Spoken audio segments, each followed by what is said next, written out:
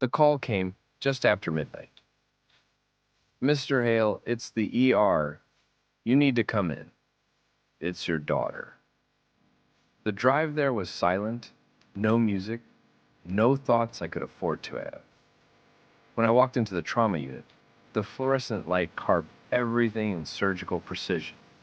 Her face swollen, lips split, one eye purple, her fingers trembling as she whispered, "Dad."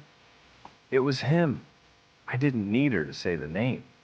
The city already knew it. The billionaire's son. She handed me her phone. The screen glowed. A message from her. She refused to spend a night with me. "My dad owns this city. You can't touch me." He was right. I couldn't. Not legally, not through justice. But there are other systems. Older, colder. I stepped out of the ER, lit a cigarette, and made a single call to Sicily. It rang twice. Then a growly voice answered. "Who's this?" "Your niece's father," I said quietly. "It's family business." A pause, and softly, "I'm on my way."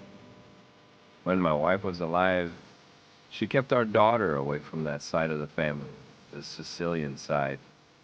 Said there were men who didn't believe in laws, only in balance. But blood remembers, even when oceans divided. I hadn't spoken to her brother in 20 years.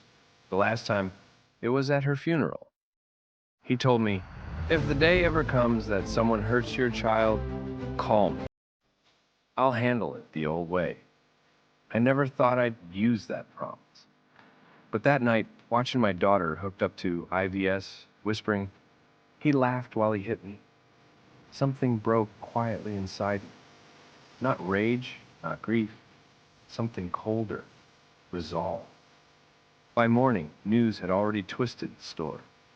Billionaire's son, involved in minor altercation with woman.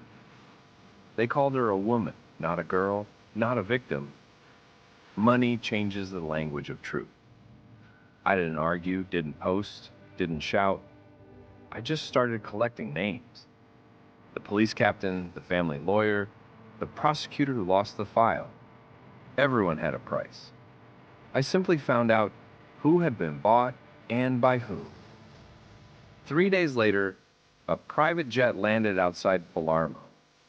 He arrived without luggage, just a long coat, an envelope, and a single line of calm that only men like him carry. My daughter never met him. I didn't tell her he was here. We met in my garage beneath the hum of a single light bulb.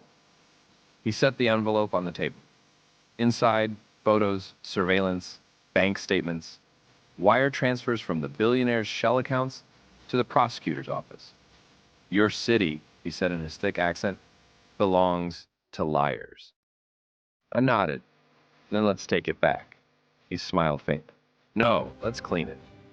The plan was meticulous, surgical, no noise, no blood on our hands, none that could be traced at least. He called it restructuring. I called it balance. We began with exposure, anonymous leaks, screenshots, data trails of bribery and abuse. By week's end, the billionaire's empire was trembling under the weight of its own corruption. But his son, the golden boy, was untouched, protected. That was fun. He was next. The boy lived like royalty. Penthouse, private guards, cocaine on silver trays. I watched him from across the street one night.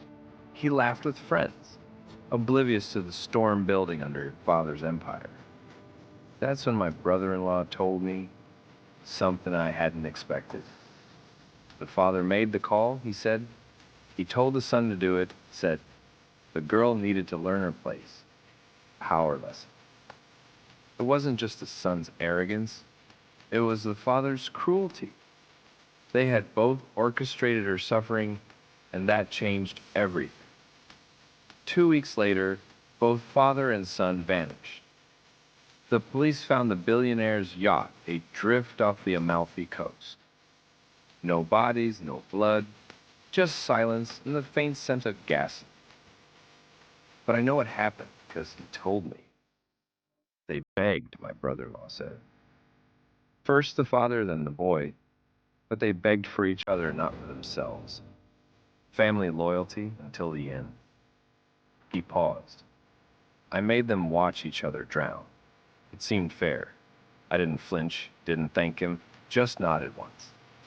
Justice in its truest form is never loud. It's simply complete. The papers called it a tragedy. Accidental explosion. Billionaire and son presumed dead. The city moved on. My daughter walks again now. Smiles sometimes. But I see the shadow in her eyes. The one that never left me. I don't tell her what happened. I let her believe justice came naturally. That the world corrected itself once. She doesn't need to know what kind of man her father became to make it right. The Sicilian called last week. You did good, he said. I didn't do anything. Fine. He laughed softly. That's why it worked. I hung up. Then I walked into my daughter's room, kissed her forehead, and whispered something I hadn't said in months. You're safe now. And for the first time in a long time, I believed it. Thanks for watching. Don't forget to like, share, and comment. Subscribe now to Real Life One.